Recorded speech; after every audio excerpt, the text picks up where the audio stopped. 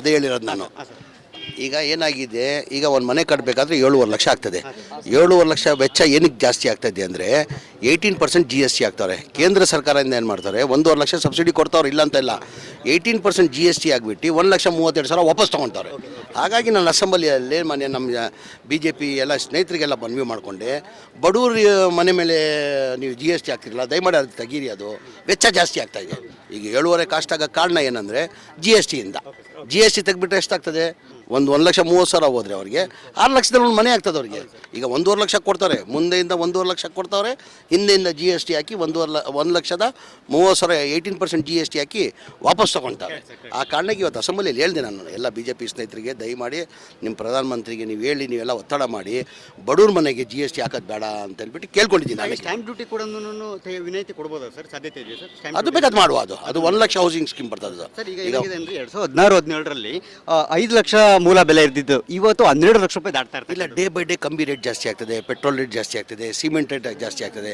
2 ವರ್ಷ ಹಿಂದೆ ಇದೇ ಮನೆಗಳು 5,80,000 ಆಗ್ತಾಯಿತ್ತು, ಈಗ 7.5 ಲಕ್ಷ ಬರ್ತದೆ. ಅಂದರೆ 5,80,000 ಅಂದರೆ 40,000 ಜಾಸ್ತಿ ಆಗಿರೋದು ಮನೆ ಕಾಸ್ಟ್. GST ಬಂದುಬಿಡ್ತು 2018ಇಂದ ಏನಾಯಿತು, GST ಬಂದುಬಿಡ್ತು. 18% GST ಬಂದಿದ್ದಕ್ಕೆ ಕಾರಣಕ್ಕೆ 7.5 ಲಕ್ಷ ವೆಚ್ಚ ಆಗ್ತಾಯಿದೆ.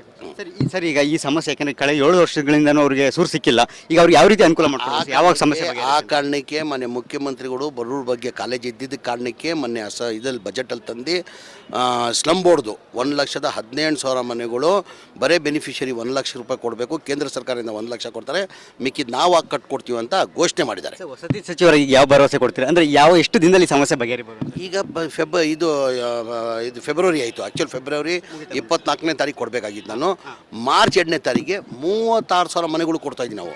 1,80,000 ಮನೆಗಳಲ್ಲಿ 36,000 ಮನೆಗಳು ಮನೆ ಮುಖ್ಯಮಂತ್ರಿ ಕೈಯಲ್ಲಿ ಎಲ್ಲರಿಗೂ ಬಡವರಿಗೆ ಹಂಚ್ತಾ ಇದ್ದಾರೆ. ಡಿಮ್ಯಾಂಡ್ ನೋಟನ್ನು ಜಾರಿ ಮಾಡ್ತಾ ಇದ್ದಾರೆ ಅವ್ರ ಜನರಿಗೆ, ಅಂದರೆ ಕೂಡಲೇ ಅಮೌಂಟನ್ನು ಅಷ್ಟು ಪಾವತಿ ಮಾಡಿಲ್ಲ. ನಾನು ಹೇಳ್ತಾ ಇರೋದು ಸ್ಲಮ್ ಬೋರ್ಡ್ ಮನೆಗಳದು. ಮುಖ್ಯಮಂತ್ರಿಗೂ 1 ಲಕ್ಷ ಮನೆಗಳು, 1 ಲಕ್ಷ ಮನೆಗಳಿಗೆ ಭಾಳ ಜನ ಏನಾಗಿದೆ 50,000 ಕಟ್ಟವ್ರೆ. ಈಗ ಅದು ಕಾಸ್ಟ್ ಬಂದು GST ಹಾಕಿದ ಕಾರಣಕ್ಕೆ 11,30,000 ರೂಪಾಯಿ ಆಗ್ತದೆ. ಅದು 30,000 ಆಗ್ತದೆ.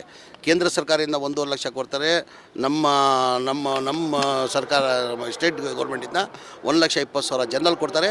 SC ST ಇದ್ದರೆ 2 ಲಕ್ಷ ಕೊಡ್ತಾರೆ. ಮಿಕ್ಕಿದ 5 ಲಕ್ಷ ನಾವು ಬ್ಯಾಂಕಲ್ಲಿ ಲೋನ್ ಮಾಡ್ತಾಯಿದ್ದೀವಿ. ಬ್ಯಾಂಕಲ್ಲಿ ಲೋನ್ ಮಾಡ್ತಾ ಇದ್ದೀವಿ. ಅವ್ರಿಗೆ ಡಿಮ್ಯಾಂಡ್ ನೋಟನ್ನು ಜಾರಿ ಮಾಡಿರ್ತಕ್ಕಂಥ ಸರ್. ದುಡ್ಡು ಕಟ್ಟಬೇಕಿಲ್ಲ, ಈಗ ಮನೆಗಳು ಕೊಡ್ಬೇಕು ತಾನೆ.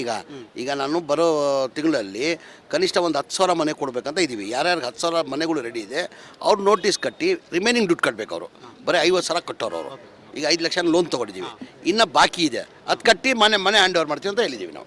ಅಂದರೆ ಅವ್ರಿಗೆ ಈಗ ಆಗ್ತಾ ಇರೋದು GST ಮತ್ತು ಇದು ಎರಡೂ ಹೊರತುಪಡಿಸಿದ್ರೆ ಜಾರಿ ಅನುಕೂಲ ಆಗಿ ಬಡವರು ನಡೆ ಮಾಡ್ತಾರೆ ಪಾಪ. ಎಷ್ಟು ಹೇಳೋದು, ಬಡವ್ರ ಮನೆಗಳಿಗೆ GST ನಾನು ಹೇಳೋದು, ನಾನು ಬಡವ್ರ ಮನೆಗಳಿಗೆ GST ಆಗೋದು ಅಗತ್ಯ ಇಲ್ಲ.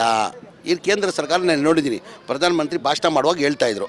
ಏನಂತ ಹೇಳ್ತಾಯಿದ್ರು ಪ್ರಧಾನಮಂತ್ರಿಗಳು, ನಾವು ಇಷ್ಟು ಮನೆಗಳು ಕೊಟ್ಟಿದ್ದೀವಿ, ಎಷ್ಟು ಕೊಡಬೇಕಂತ ಫ್ರೀಯಾಗಿ ಕೊಟ್ಟಿಲ್ಲ ತಾನೆ ಅವರು. ಬರೀ ಈಗ ನಮ್ಮದು ಏನಾಗಿದೆ, ಪ್ರಧಾನಮಂತ್ರಿ ಆವಾಸ್ ಯೋಜನಾ ಅಂತ ಹೆಸರು ಇಟ್ಟವ್ರೆ. ಅದರಲ್ಲಿ ಎಷ್ಟು ಕೊಡ್ತಾವ್ರೆ, ಸ್ಲಮ್ ಬೋರ್ಡ್ಗೆ 1.5 ಲಕ್ಷ ರೂಪಾಯಿ ಕೊಡ್ತಾವ್ರೆ. ಎಷ್ಟು ಕೇಂದ್ರ ಸರ್ಕಾರ 1.5 ಲಕ್ಷ ಕೊಡ್ತಾರೆ, GST ಮುಖಾಂತರ ವಾಪಸ್ ತೊಗೊಳ್ತಾವ್ರೆ. ಅದು ಮನೆ ಕೊಟ್ಟಂಗ, ಆ ಮನೆ ಕೊಟ್ಟಂಗ, ಅದು ಮನೆ ಕೊಟ್ಟಂಗ ನೀವು ಹೇಳಿ. ನಾಮಕೆ ವಾಸ್ತಿ ಅಂತ ಪ್ರಧಾನಮಂತ್ರಿ ಆವಾಸ್ ಯೋಜನಾ ಅಂತ 1.5 ಲಕ್ಷ ಕೊಡ್ತಾವ್ರೆ. GST ಆಗಿಬಿಟ್ಟು 1,32,000 ರೂಪಾಯಿ ವಾಪಸ್ ತೊಗೊಳ್ತಾರೆ. ಎಲ್ಲಿ ಬಡವ್ರ ಮನೆ ಕೊಟ್ಟಂಗೆ ಆಗ್ತದೆ. ಹಾಗಾಗಿ ನಾನು ಅಸೆಂಬ್ಲಿಯಲ್ಲಿ ಮನೆ BJP ಸ್ನೇಹಿತರಿಗೆ ರಿಕ್ವೆಸ್ಟ್ ಮಾಡ್ಕೊಂಡಿದ್ದೀನಿ, ದಯಮಾಡಿ ನಿಮ್ಮದೇ ಕೇಂದ್ರದಲ್ಲಿ ಸರ್ಕಾರ ಇದೆ, ದಯಮಾಡಿ ಪ್ರಧಾನಮಂತ್ರಿಗಳಿಗೆ ರಿಕ್ವೆಸ್ಟ್ ಮಾಡ್ಕೊಂಡು ಈ ಬಡವ್ರ ಮನೆಗಳಿಗೆ GST ಹಾಕೋದು ಬೇಡ ಅಂತ ಕೇಳ್ಕೊಂಡಿದ್ದೀನಿ. Thank you sir, thank you so much sir. ಇದಿಷ್ಟು ಕೂಡ ಸಚಿವರಾದಂತಹ ಜಮೀರ್ ಅಹಮದ್ ಅವರ ಮಾತು. ಅಂದರೆ ಕೂಡಲೇ ನಾನು ಈ ಬಗ್ಗೆ ನನ್ನ ಮಾತನಾಡಿ ಈ ಸಮಸ್ಯೆಯನ್ನು ಬಗೆಹರಿಸುವಂಥ ಕೆಲಸವನ್ನು ಮಾಡ್ತೇನೆ ಅಂತಕ್ಕಂಥ ಮಾತನ್ನು ಹೇಳಿದ್ದಾರೆ. ಅಂದರೆ ನನಗೆ ಆದಷ್ಟು ಬೇಗನೆ ನನ್ನ ಮುಖ್ಯಮಂತ್ರಿಗಳ ಜೊತೆ ಕೂಡ ನಾನು ಮಾತನಾಡಿ ಈ ಸ್ಟಾಂಪ್ ಡ್ಯೂಟಿ ಏನಿದೆ ಆ ಸ್ಟಾಂಪ್ ಡ್ಯೂಟಿಯನ್ನು ಕೂಡ ನಾನು ಕ್ಯಾನ್ಸಲನ್ನು ಮಾಡಿಸುವಂಥ ಪ್ರಯತ್ನ ಮಾಡ್ತೇನೆ. ಜೊತೆಗೆ ಕೇಂದ್ರ ಸರ್ಕಾರಕ್ಕೂ ಕೂಡ ಒತ್ತಡವನ್ನು ತಂದು GST ಏನು ಬಿಲ್ ಇದೆ ಅದನ್ನು ಕೂಡ ಕ್ಯಾನ್ಸಲ್ ಮಾಡುವಂಥ ಪ್ರಯತ್ನವನ್ನು ಮಾಡ್ತೇನೆ ಅಂತಕ್ಕಂಥ ಹೇಳಿರ್ತಕ್ಕಂಥದ್ದು. ಇದು ರಿಪಬ್ಲಿಕ್ ಕನ್ನಡದ ಮೆಗಾ ಎಕ್ಸ್ಕ್ಲೂಸಿವ್. ಕ್ಯಾಮ್ರಾ ಪರ್ಸನ್ ಮಧು ಜೊತೆ ಸುರೇಶ್, ರಿಪಬ್ಲಿಕ್ ಕನ್ನಡ, ಬೆಂಗಳೂರು.